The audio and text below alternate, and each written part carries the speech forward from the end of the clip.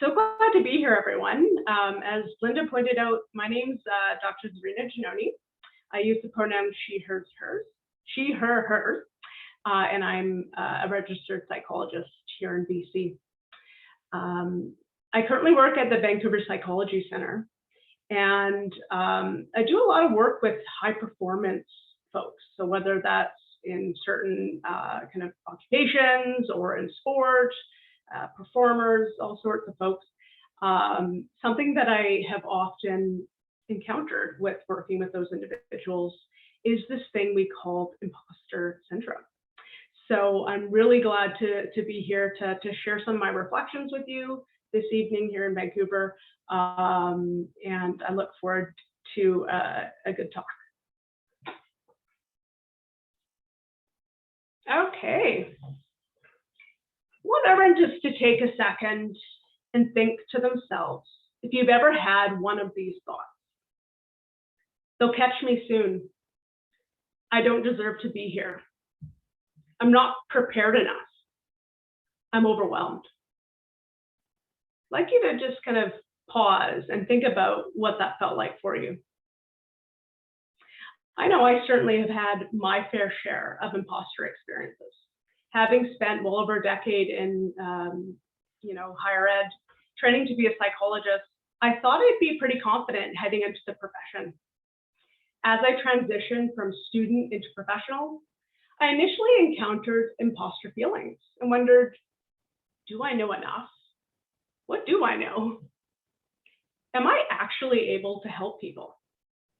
I had to work hard to work through those imposter feelings, but I'm proud to say that I feel differently now, and so can you.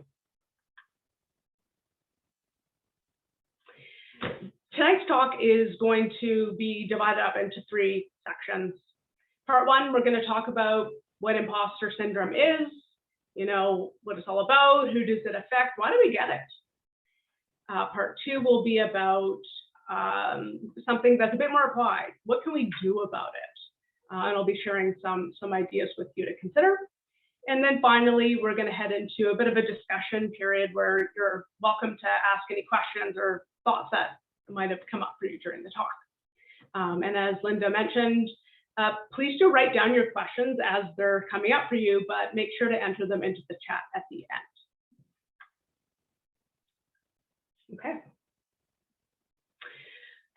So what the heck is imposter syndrome anyways? Let's get to that. Okay. A textbook definition of imposter syndrome is that it involves perceived fraudulence or an imposter experience that describes high-achieving individuals who, despite their objective successes, fail to internalize their accomplishments and have a persistent self-doubt and fear of being exposed as a fraud or imposter. Scholars prefer to use the term imposter phenomenon, while lay authors use the term imposter syndrome. And so for our talk this evening, given that we're here with the general public, we're going to use the term imposter syndrome. Imposter syndrome was first identified in 1978 among high-achieving professional women. But more recent research has documented these feelings of inadequacy among men and women in many professional settings among multiple racial ethnic groups and other underrepresented folks. In fact, a recent systematic review found that up to 82% of people face feelings of imposter syndrome and struggle with the sense that they haven't earned what they have achieved. They have a sense of hidden incompetence, continually fearing that their fraudulence will eventually be exposed or found out by others. Researchers have identified 3 factors that define the phenomenon. 1, believing that one has fooled others into overestimating their abilities. 2, attributing personal success to factors other than one's ability or intelligence, such as luck, work ethic, charisma, or an evaluator's misjudgment. And 3, fearing exposure as an imposter. Those who experience imposter syndrome feel that they're not good enough to keep their jobs, that others will discover their shortcomings, or that they might be fired at any moment, despite evidence that they're high-achieving individuals. These feelings can contribute to a whole host of different outcomes, including increased anxiety and depression, less risk-taking in careers, and career burnout, among many other things.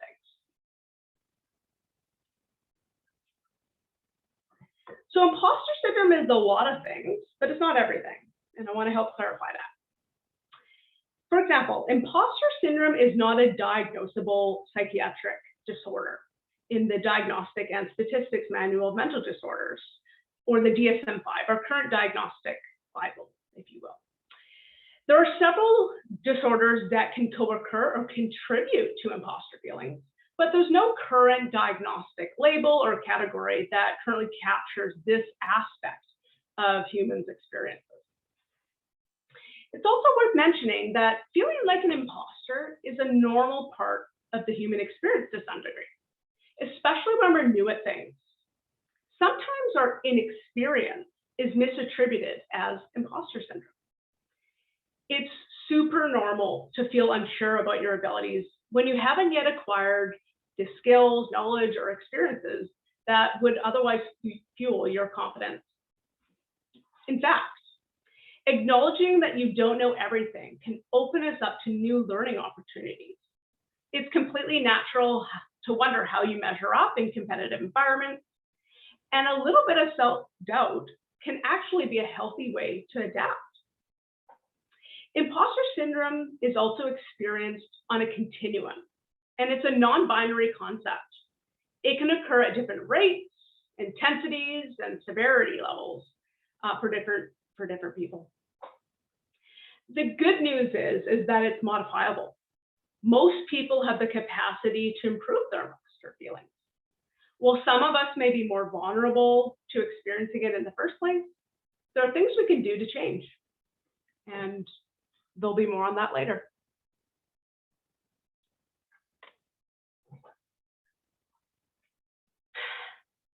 Have you ever heard of the saying, a little bit of knowledge can be a dangerous thing? In many ways, this is represented by the Dunning-Kruger effect and a related phenomenon called imposter syndrome. Before I explain what that is, I want to orient you to this graph, okay? That shows two related psychological concepts, the Dunning-Kruger effect and imposter syndrome, okay? So the Dunning-Kruger effect, actually the axes first. On the y-axis, which is running up this side of the graph, we have confidence levels. And on the bottom part of the graph, which is the x-axis, we have ratings of knowledge and skills, both which increase on a continuum. Please note that not all people experience these effects, but those that do can face unique challenges. Okay, so first, Dunning-Kruger. Dunning-Kruger occurs on the first kind of peak here that we see. Actually, I'm going to get fancy and use a little laser. I hope you can see that. So right here on that peak, that's what is termed in this graph called Mount Confidence, or Mount Overconfident, I should say. And this represents when individuals overestimate their abilities and experience an inflated sense of confidence without objective evidence of their knowledge and skills to back it up. This might reflect a state of ignorance. Imposter syndrome, on the other hand, occurs slightly further along the continuum, captured here as the valley of despair. In this space, people have advanced knowledge and skills, yet they doubt themselves. They lack confidence and usually suffer here. As you can see, wisdom is just out of reach, but imposter syndrome can catalyze growth. Perhaps the most important part of this graph is the slope of enlightenment. Once we move through our imposter feelings, we can use the wisdom that we've gained about ourselves, as well as our growing confidence, to cultivate expertise and healthy, sustainable behaviors. By doing this consistently over time, we can reach the highly desired plateau of sustainability. This is what it feels like when you achieve balance in your work and in your life.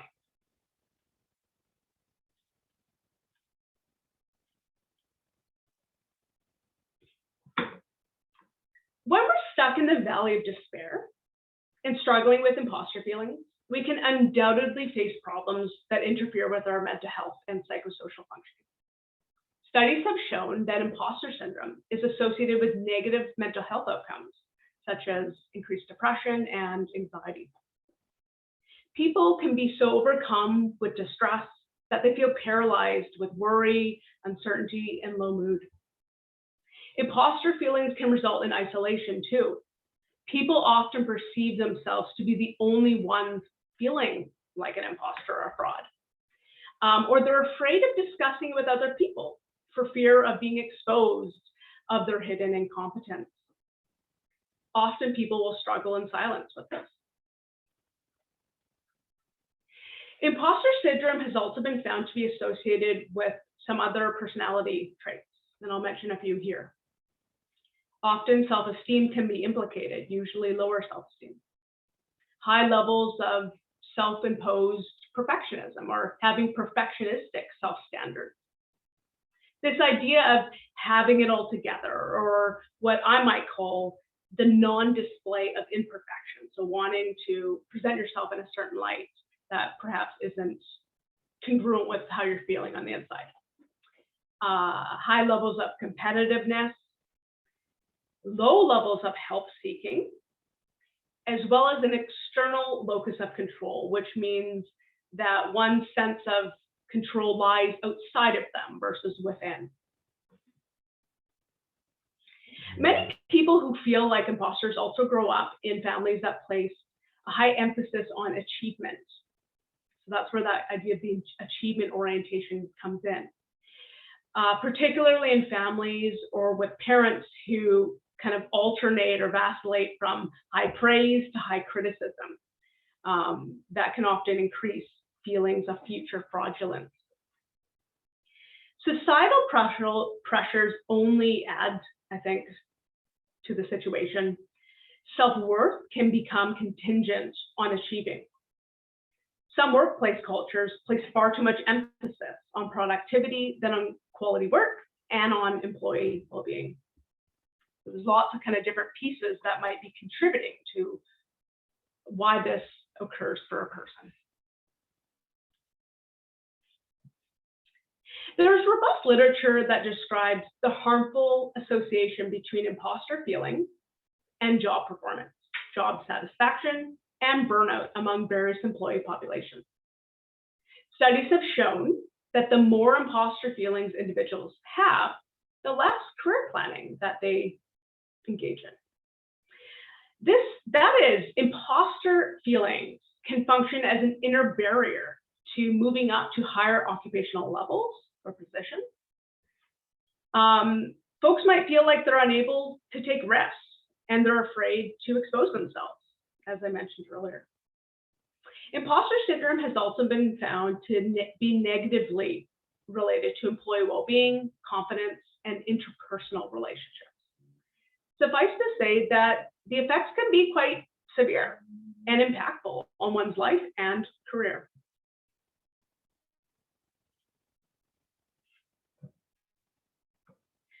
Much of the earliest literature on imposter syndrome focused on women. For example, women were found to have heightened vulnerability to experience imposter syndrome when there were when there was an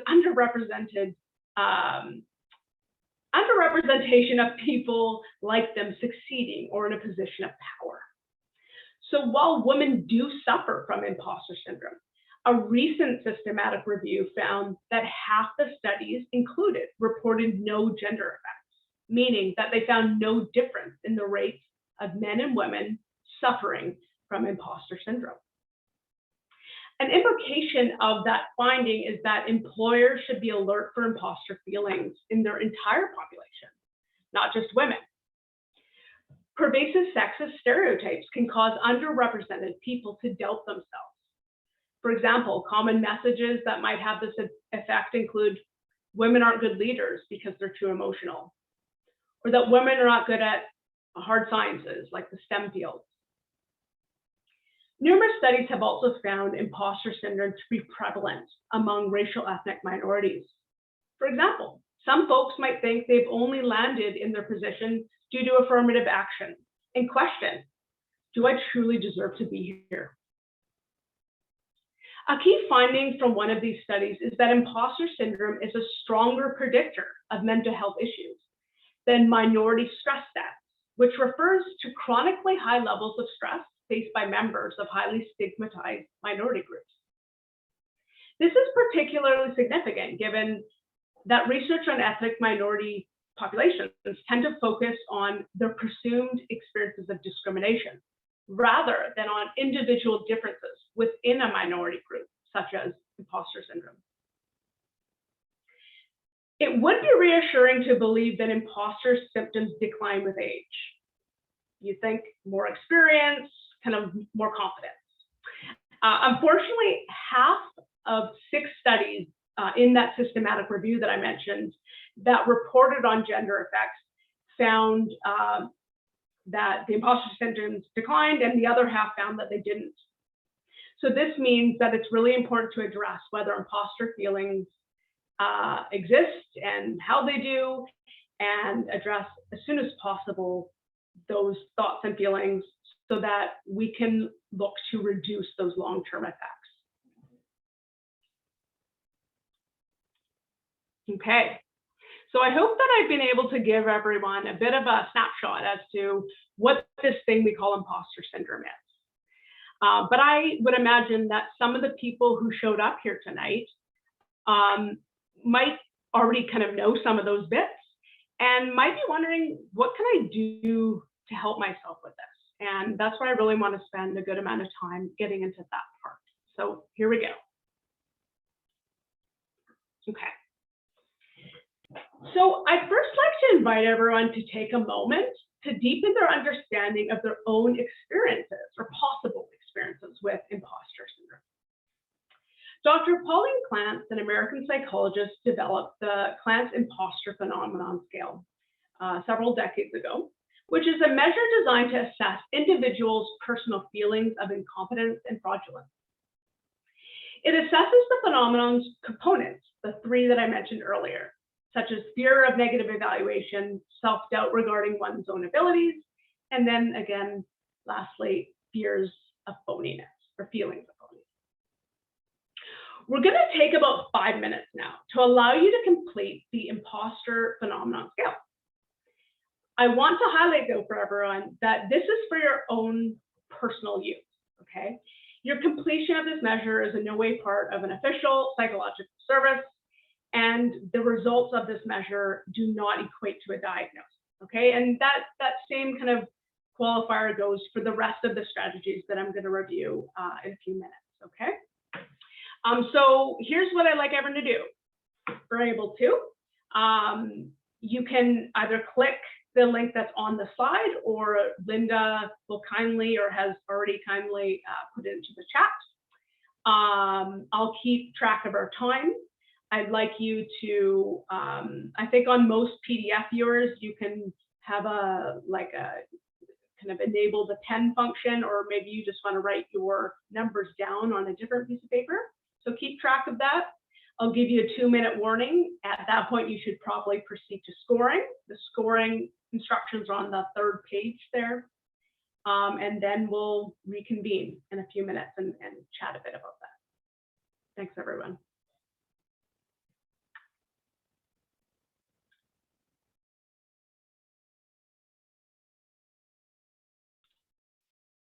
Okay. I think we'll get going again here. So those of you that are just wrapping up or need a bit more time, please just continue to do that as we move on here. But thanks everyone for to exploring that. I want to just take a second though to check in. Okay, and so while we're not going to share our experiences with the group right now, I would like everyone to internally reflect on a few questions, okay, just to kind of deepen this a bit. So You might also want to write down your responses in case they interest you for later. So, first question, was it easy to identify these behaviors in yourself? Or was it a bit more challenging? Did you find that there were items or questions that most represented your experience? If so, which ones? Were there items that didn't quite fit for you or capture your experience? And if so, which items were those? Maybe give those a little asterisk or mark them in some way so that we can keep track of them. For those of you that got into the scoring component and you tallied up your score and then you looked at kind of how to interpret that score, right? There were some cutoff ranges that were provided. I wonder if that score surprised anyone. Like, did they expect it to be higher or lower? And what does that mean? Your reaction to that? What might that mean for you? Finally, I want to invite everyone to think about if something jumped out at any of you as being something that's worthy of attention or something that needs to maybe be addressed going forward. And if so, maybe jot that down too. Okay. So I now want to kind of head into perhaps, getting into some of the strategies that I have, that I'm enthusiastic about and want to share with everyone. And I think those certainly can be deepened by having first done a bit of that assessment. So now you're a bit more familiar with those potential vulnerabilities. And now we'll get into how can we maybe improve some of that if that indeed was something that resonated for you. So I want to note that while I'm going to have to introduce these briefly, some of them are more kind of appropriate for a talk like this, meaning that they're not super complex, while others are a bit more complex and sophisticated. And this is really just to bring your attention to some of these strategies. And you may wish to kind of deepen that work with a personal therapist and help you implement these in your life if you need. Okay, so let's get into the first strategy. Okay, strategy one involves knowing your strengths and growth edges and then setting goals. Okay, engaging in a realistic assessment of your abilities can help you gain the wisdom you need to move into that slope of enlightenment that we talked about earlier. Okay, you might consider writing down the things that you're truly good at and the areas that might need legitimate work. This exercise can help give you that important information that you need to help leverage your strengths and grow confident in those areas, as well as the areas that you can focus on very intentionally to make some progress with. Okay. So I just want to bring your attention to the chart here. Let me get my laser pointer out again. Here we go. To this chart here. So this isn't something that's super complicated. Actually, it's rather simple. But there's something really important psychologically about taking thoughts that are internal and externalizing them, getting down on paper. While it not only feels kind of good or it feels kind of rewarding, it does something in our brains that's quite important. So anywho, engaging honestly in this self-assessment can be a really important first step. Okay, you might survey others, or you might just contain it to yourself. But looking at those things that you're good at is a really, really important first step, as well as the things that are actually and legitimately things that need maybe a bit of work. So once you've done that, okay, you might want to head into setting some goals. Okay, what we know is that there's a certain way to set goals that can be the most effective for folks. So one popular model is this thing called SMART goals. So I'm sure some people here have already heard of that, but I think it's a goodie. So I'll just, briefly share what that's about, right? So SMART goals are, as you can see here, well-defined, trackable objectives that you set to outline what you want to achieve, how you'll do it, and by when. So the real kind of big idea is being really specific, setting measurable goals, setting those that are achievable, ones that are realistic, and timely. And if you didn't catch on, I'm spelling SMART, which is the acronym for this framework. Yeah, so that's a goodie, and you can read more about that online or contact me for some resources with SMART goals. All right, let's move into strategy 2. So the second strategy here involves monitoring your internal dialogue, so that kind of ongoing self-talk that we're always experiencing, and addressing cognitive distortion. Okay, so let's face it, it's really important to get to know the thoughts we have. Okay, thoughts are always popping off in our minds, and human beings have this tendency to feel as if all their thoughts are true and based in reality. Well, in fact, they're not. We're all susceptible to different biases and errors in our thinking, and that can include the imposter thoughts that some of us have. Okay, but an important step to addressing that is to help build awareness of the specific thoughts we're having. Okay, so one way to do that is to track the thoughts you have on a semi-regular basis. I put up a kind of a simplified chart here, but I think it can be quite helpful for folks, to be quite honest. So the idea would be for you to select a specific thought that you're having. So not a general thought, but something quite specific, like what would be a good example? I just really screwed up that task, and now everyone's going to think I'm dumb. Maybe a classic one. So you're going to be specific, you're going to write that down, and then you're going to think about like what was going on in the situation that evoked that response of me, that thought to come up. Okay, so you're going to detail some of that in that second column. In the third column, the notes, you might want to think about how you felt. You might want to think about if you felt any tension in your body anywhere, if there's any kind of physical changes that you notice. And you might also want to include in that section any behavioral reaction. Like, what did I actually do? Did I do something that was helpful, that helped me cope, or did I kind of ruminate, stew on it? All of that information will be helpful to help you, again, learn a bit more about your thoughts and how they affect you in those kind of moments of imposter attacks, as I might call them. Okay. So with increased awareness, you can then address the cognitive distortions that maintain the imposter feelings. Okay. And so the idea of cognitive distortions are the errors we make in our thinking based on our biases or the beliefs we hold. Okay. So now bring your attention to this other chart here on the right.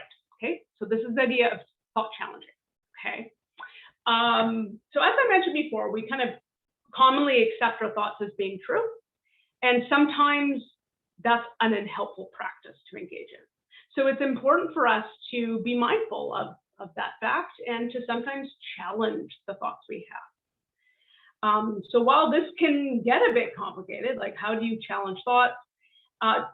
Trying to put it quite simply, you engage in a bit of like a, challenging kind of exercise, as I've outlined it here. So again, the idea would be on that top kind of area to record the specific thought you're working with. And then on the left-hand side, you're going to want to sit and brainstorm and reflect on, what facts or evidence makes this thought that I just had true. Okay, so in that example, I produced a low quality, I just screwed up that task, and now everyone's going to think I'm done. I might sit back and think, like, what does make that true? You know, I bet you other people have felt this way. Is it only me? You know, what makes it true that I'm actually dumb?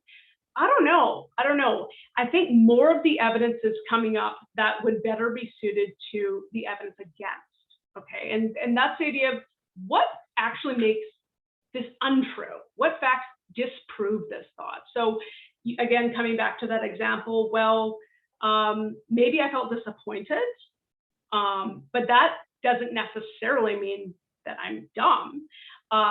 Maybe I did kind of underperform there, but again, that generally doesn't, you know, capture my overall intellect, right? And so on. So you can spend lots of time kind of working through this, but that should give you a little taste of how to work with this kind of strategy. Okay, so next strategy. This involves enlisting others to broaden your perspective and help you clarify your facts. So facts relating back to that idea of evidence that we just talked about. So after examining your thoughts through either the thought monitoring or the thought challenging piece, you might engage with other people to clarify whether the facts you have about yourself are true or not. So sharing your feelings of imposter syndrome with others can not only reduce loneliness and kind of have that social effect, it can also open up doors for you to learn how others see you, right? You can learn about their facts of you. So connecting with trusted individuals outside of your professional circle can provide a more helpful picture of your accomplishments and value, and perhaps a more realistic one if we're really susceptible to seeing ourselves in a more negative light. So I'd invite folks to think about this idea of the compliments collage. I think it's kind of a fun one and you can get creative with it.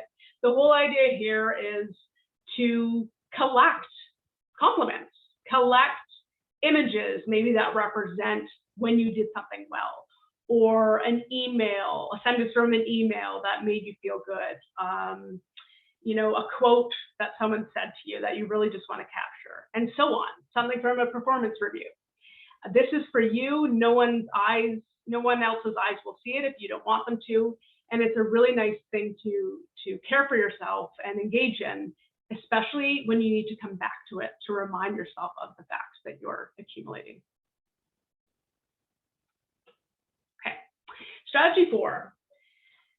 This one involves reframing our thoughts from being perfectionistic to good enough, and then increasing balanced thinking. All right. So letting go of perfectionism is hard. Okay, especially if you're one who frequently kind of engages in those types of thoughts or behaviors. Many people hold unrealistic and unhelpful standards of themselves, which often lead to feelings of failure and disappointment. Okay, so adjusting our standards for success can make it easier to internalize our achievements. Okay, and I'd like everyone to try and focus on their progress more than their outcomes. There's a lot in the journey that's worthwhile than always looking to the end result. Okay, and that helps us really embrace being good enough, right? It doesn't always have to be perfect. It often only needs to be good enough. Okay, so one way to do this is to help engage greater balanced thinking.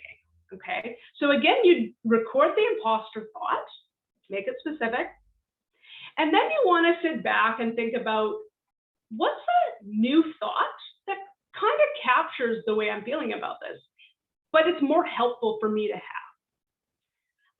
And so, let's keep rolling with that example I used earlier. I just screwed up that assignment or that task, and now people think I'm done. I might reframe that as, well, I feel a bit disappointed with, the product of my work. I still know that I'm smart, and maybe I can improve next time. Okay, so it's not about kind of being really kind of overly enthusiastic or positive, but rather thinking about what is a helpful thought for me to have. one that empowers people to act in a helpful way. I think that's a key piece here. Okay, strategy 5. This one really gets at the fact that if imposter attacks, as we call them, have happened in the past, it's quite likely that they'll happen again in the future. So the difference is that now you have the awareness to plan for it, and planning can make a really big difference.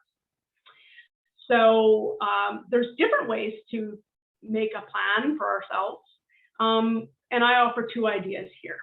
Okay, one, when you're feeling chill and calm and when things are going well, I want you to think a bit about what is helpful when you're feeling those imposter thoughts or having those feelings specifically.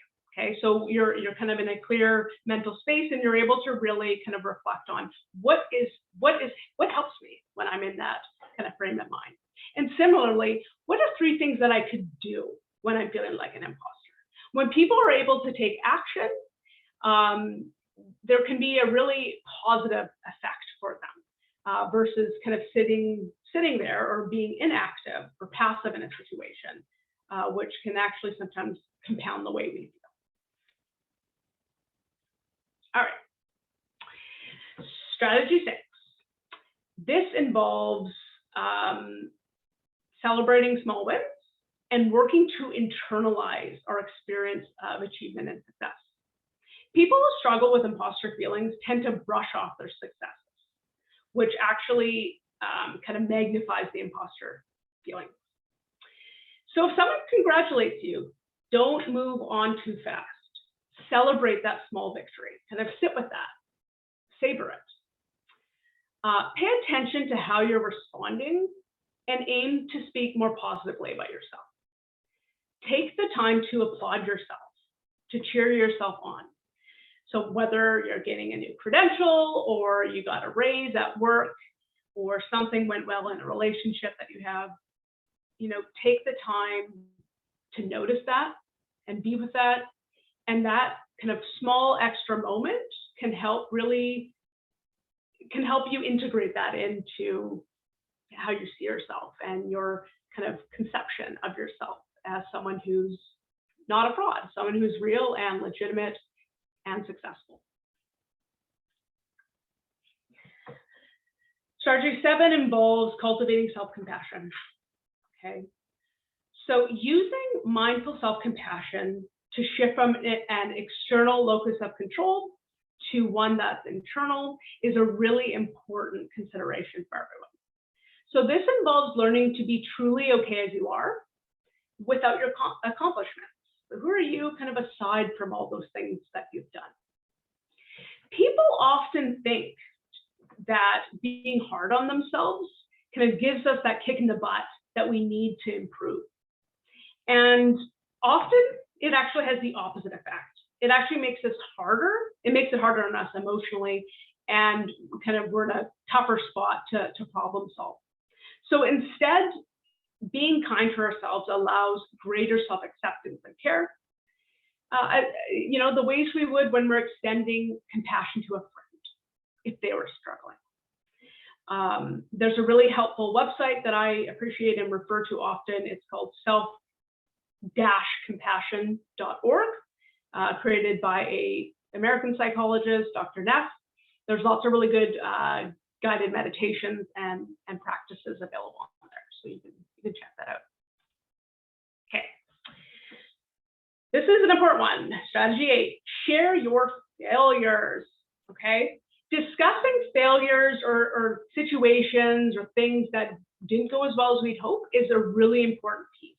Okay, because others or being in a group can often paint a more realistic portrait of what others are struggling with. So you share, and usually it's a normal reaction for someone to share back.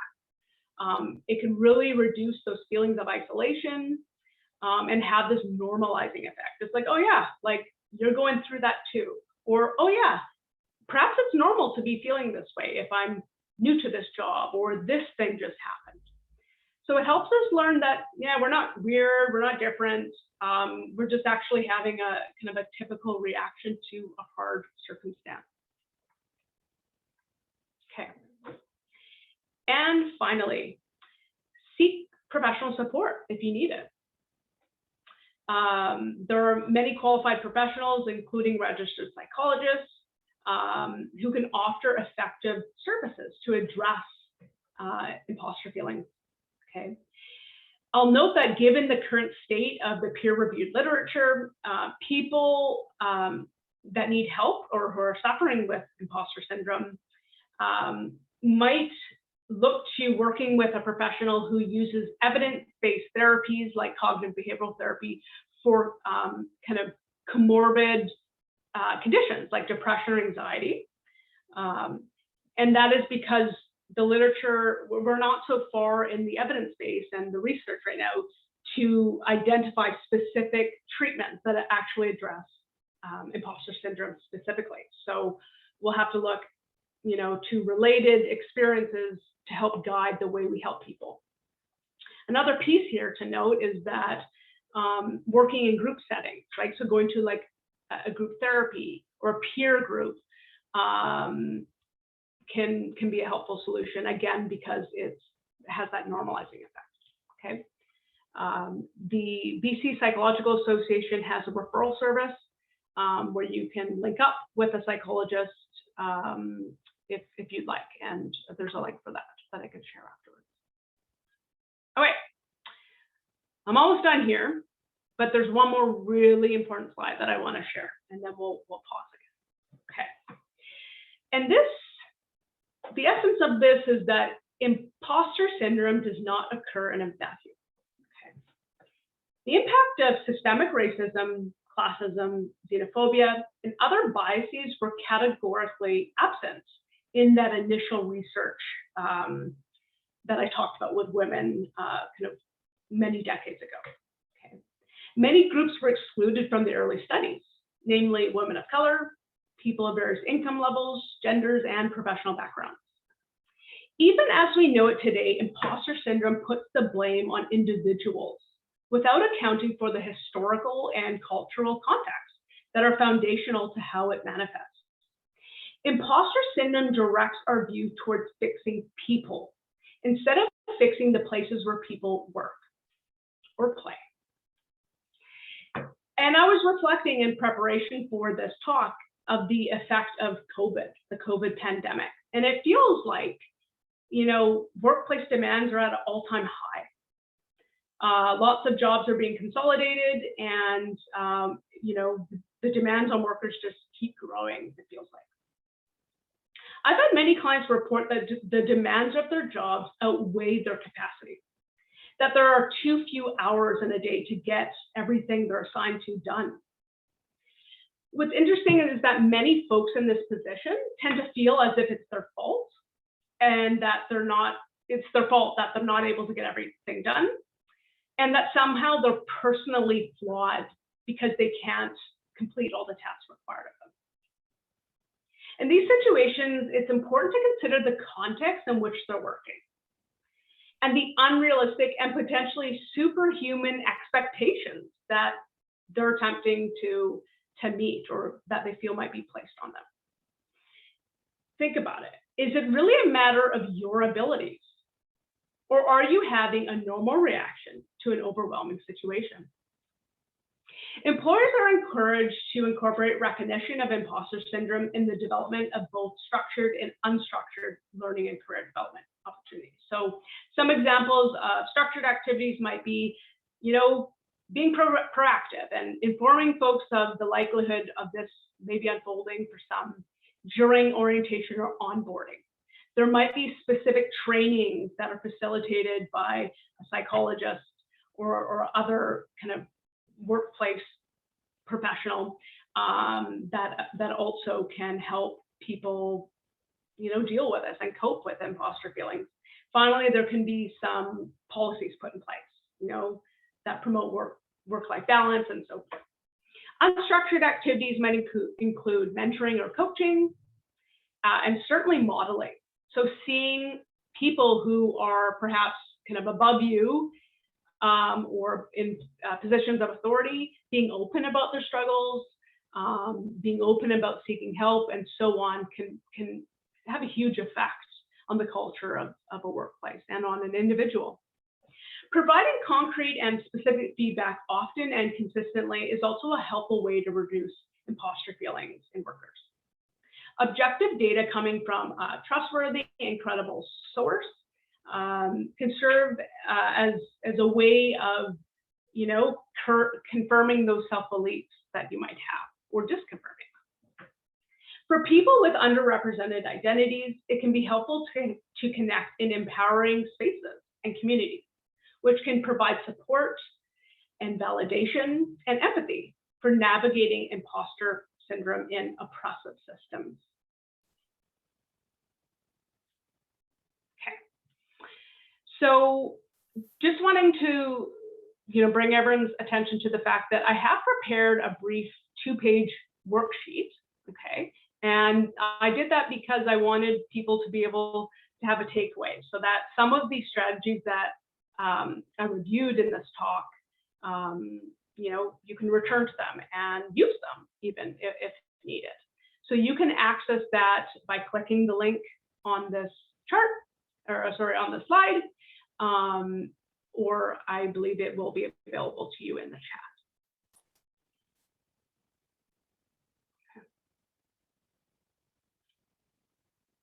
Okay, we're moving into part 3. We've arrived. So I will pause, and I think Linda might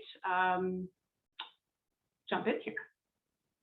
Thank you, Zarina, for a great presentation. And I'm working on getting that link into the chat. But let me just ask you one of the questions that has come up, and that was about how early imposter syndrome shows up. Does it show up in preschool or in grade school? And at what point does it become imposter syndrome? Yeah, okay, I'm unmuted still, great. I mean, such a fascinating question. How early can people start to feel this way? I have to be honest, I'm actually not quite sure what the literature would say about that. It's not something I've come across, although there's most likely a paper on that. But I would suspect from my clinical experience that it can probably start happening pretty early on. I think if those certain factors are present for a person or a child or a youth, those feelings of inadequacy can build. So it would not surprise me. In fact, I've seen this phenomena kind of manifest or present with younger people. I guess the second part of the question is also interesting, which is, when does it become imposter syndrome versus, just simply feelings of being overwhelmed, anxiety. And I think there's nuance to that. I think it depends on the specific person and situation. I think perhaps a good way maybe to engage with that is doing some of those self-assessments to kind of see, how severe is this for me, just given a brief screening kind of tool. But also looking at the different components in which make up kind of this idea of imposter phenomenon, the 3 that I had mentioned earlier. So while some folks might feel inexperienced, and that's pretty normal in their context, others might be really, really struggling and their functioning is impaired. They're having, some real issues going on with their life or carrying on with their lives. That might be a time where it's pretty well developed for a person, and that also might be a time to seek some assistance. Great, thank you very much, Zarina. And there were other comments about how people really enjoyed the compliment collage idea and how beneficial that was. Another question about getting started on projects and how that's challenging for some people. Any tips about that? Getting started on. I do have some, tips for that. And I'm thinking a bit about some related kind of psychological processes that are coming to mind, like this idea of, kind of behavioral initiation, also known as an executive function that we have. And I'm just kind of sitting with how that might relate to imposter syndrome. The idea of procrastination is also coming up, right? Or avoidance as associated with anxiety. So there's perhaps some different things that might be going on that contribute to a person feeling like they can't get started. As I just talk out loud, I'm thinking a bit about how, that specific and unique experience of imposter syndrome can be paralyzing, because people are so afraid of being found out. And so I think, again, depending on the person, it might be helpful to perhaps engage with other people who are kind of lateral to you, who might be able to kind of understand your circumstance, and perhaps even seek some of that peer support in learning about how others cope with this, given that they're in that shared experience in a workplace or in a school or other kind of contexts. That may be one thing. Thank you, Zarina. We have a few more questions here. I know it's after 7. Do you mind taking one more question? Yeah, that's cool with me. Okay, great. And sorry that we're not able to get to all the questions. But one was about whether there's any ways to prevent imposter syndrome from developing. Do you have any thoughts about that? It's a really good question. Again, I think there's a multifaceted kind of response that's required here, meaning that there's so many factors that probably have to come together for this to present for a person, just like any kind of psychological experience, right? We think about how, we think about it from this biopsychosocial perspective, right? How there's biological factors, psychological factors, and then social factors that often are interacting to equate to our unique experience. And so, I'm not quite, again, just being honest, I'm not quite sure that we can really control for this. I would suspect that some folks who are vulnerable to it might kind of end up developing it. But I think it's the severity in which it impacts us that we do have that control over, right? So noticing it, it's coming up.